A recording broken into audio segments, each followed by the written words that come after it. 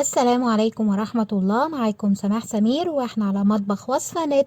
لو أول مرة بتشوفيني أو بتزوري قناتي ياريت تعمليلي لايك وسبسكرايب علشان يوصلك كل جديد الوصفات. النهاردة هشارككم طريقة روعة لفطاير مالحة، ولا أروع من الفطاير الحلوة جدا ومناسبة لكل الأوقات. تنفع للفطار وللعشاء وكمان ينفع نعملها بكميات ونفرزها ونطلعها عند الاستخدام. عجينتها سهلة وبسيطة ومقاديرها متوفرة في كل بيت. يلا بينا نشوف المقادير وطريقة التحضير.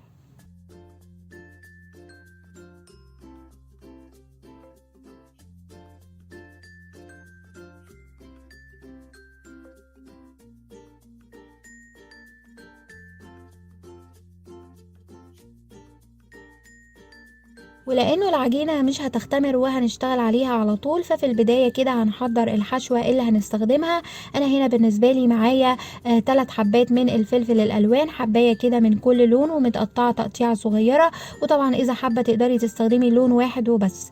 هنحتاج كمان لجزراية كبيرة مبشورة وكوساية كبيرة وتكون مبشورة. وهنا في 3 معالق كبار من مفروم البقدونس. ودول كام وحداية سوسيس ومتقطعين تقطيعة صغيرة. وطبعا هنا السوسيس تقدري تستبدليه بأي نوع تاني من اللحوم، شاورما سواء اللحمة أو الفراخ. وكمان تقدري تستخدمي اللانشون أو الباسترما، يعني أي نكهة بتحبيها. وتقدري تستغني عنهم خالص وتكتفي بباقي الميكس اللي هنستخدمه. هنا عندي مبشور من الجبنة التشيدر. واخر مكون هو الزيتون الاسود ومتقطع تقطيعة صغيرة. طبعا الحشوة اللي بشاركها معاكم نكهتها حلوة جدا وطعمها مميز، ولكن اذا حابة تقدري طبعا ما تلتزميش وتشتغلي بيه اي حشوة انت بتحبيها، يعني سواء حلو او حادق. وهنعمل ايه؟ هنرفع المقلاية على النار وهضيف شوية من الزيت النباتي، حاجة بسيطة. وهنزل بعد كده بكل مكونات الحشوة ما عدا الجبنة والزيتون والبقدونس. هشوح كل الكلام ده كويس لمدة دقيقتين 3. واول ما يتبلوا معايا هبتدي اضيف عليهم معلقة صغيرة من الفلفل الاسود. وهظبط الملح بتاعي وهشوح فيهم دقيقتين 3 كمان. وهرفعهم من على النار. هنا كده خلاص بقوا مجهزين معايا. وهبتدي اضيف المكونات الباقية. هضيف الجبنة والبقدونس والزيتون. وهخلط واقلب كل المكونات مع بعض وكده تبقى الحشوة جاهزة.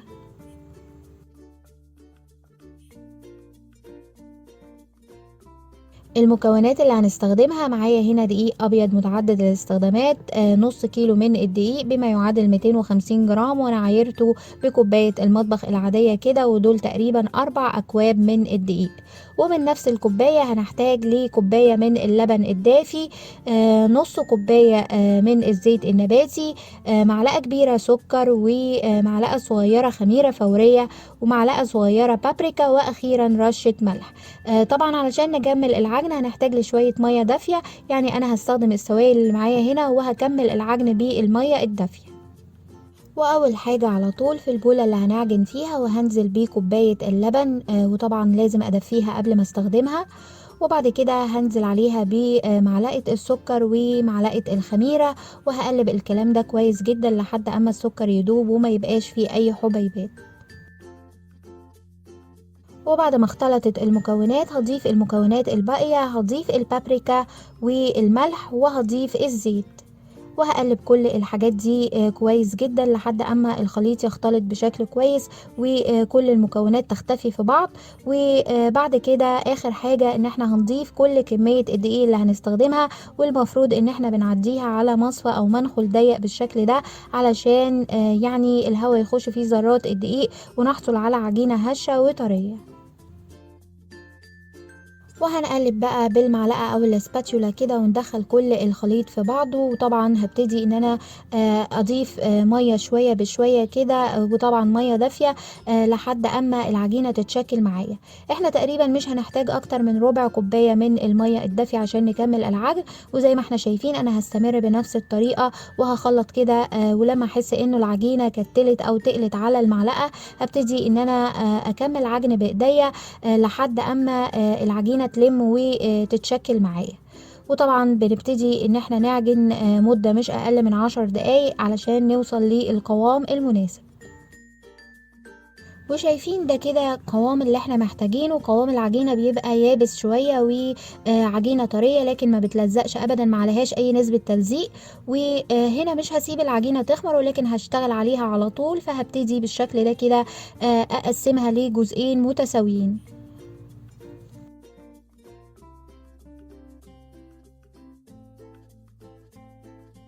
وعلى الرخامة هنرش رشة دقيق بسيطة بالشكل ده كده. همسح المكان بالدقيق، وهاخد الجزء الأول من العجينة وابتدي بالنشابة كده أفرده على شكل دايرة.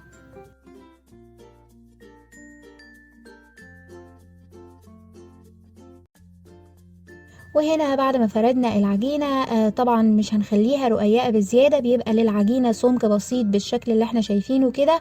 وهنا هبتدي ان انا استخدم اما قطاعات مدورة بالشكل ده، طبعا بالحجم اللي تحبيه، واما غطا او يعني طبق دائري، اي حاجة المتوفر عندك. هنعمل دواير منتظمة من العجينة بالشكل اللي احنا شايفينه كده.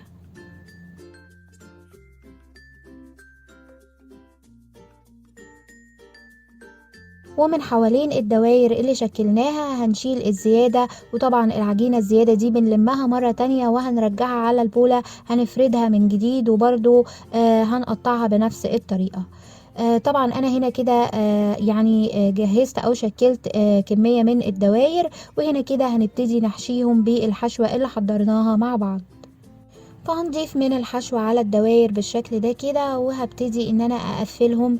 هنقفلهم بشكل عادي خالص بالشكل ده.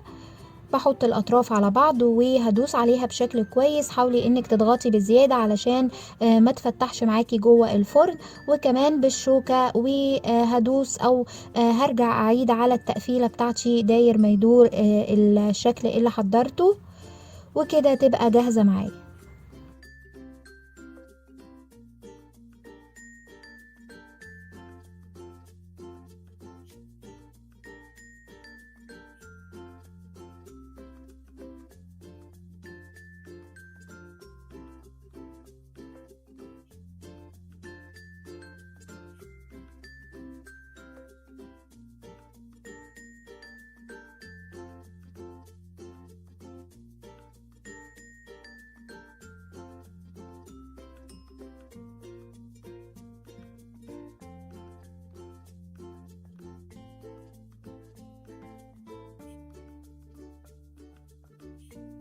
وزي ما احنا شايفين تشكيلها سهل جدا، وانا حضرت كل الكمية بنفس الطريقة. وهنا كده ببقى مجهزة الصاج بتاعي اللي هخبز بيه في الفرن، واما بتستخدمي عليه ورق الخبز اذا حابة، او كمان نقدر اننا ندهنه حاجة بسيطة باي مادة دهنية سواء الزيت او الزبدة. وهنا كده زي ما احنا شايفين انا دهنته بالفعل، وهبتدي ارص عليه الفطاير، واحاول يكون في مسافة بسيطة ما بين كل واحدة والتانية.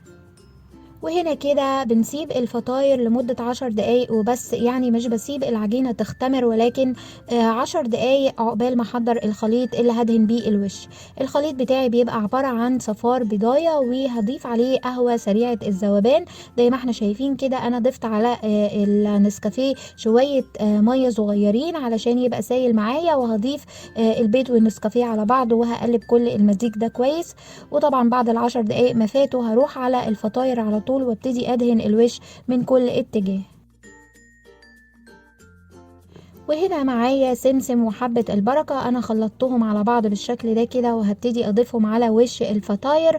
وطبعا ببقى مجهزة الفرن بتاعي، سخنته كويس جدا، وهثبت درجة الحرارة على اعلى درجة حرارة عندي 200-250 درجة. وهدخل الفطاير بتقعد معايا تقريبا ربع ساعة وبس، ودقيقة واحدة تحت الشواية بتاخد لون وبتبقى جاهزة. وبعد ربع ساعة وأول ما تطلع على طول وهي سخنة بنرشها ببخاخة مية نضيفة ونغطيها بأي حاجة خفيفة، وبتبقى جاهزة. شايفين طالعة ولا أروع، أخدت لون حلو جدا، والعجينة هشة وطرية، وقوامها يعني بجد حلو. من المخبوزات طبعا اللي بتنفع لكل الأوقات، تنفع للفطار وللعشاء، وتقدري تنوعي في الحشوة زي ما تحبي سواء حلو أو حادق، وتبقى بديل حلو جدا لسندوتشات المدارس. اتمنى تكون الوصفة عجبتكم. صحة وهنا على كل اللي هيجرب الوصفة. ولو عجبتكم ما تنسوش تعملولي لايك وشير وسبسكرايب. اشوفكم على خير، والسلام عليكم ورحمة الله وبركاته.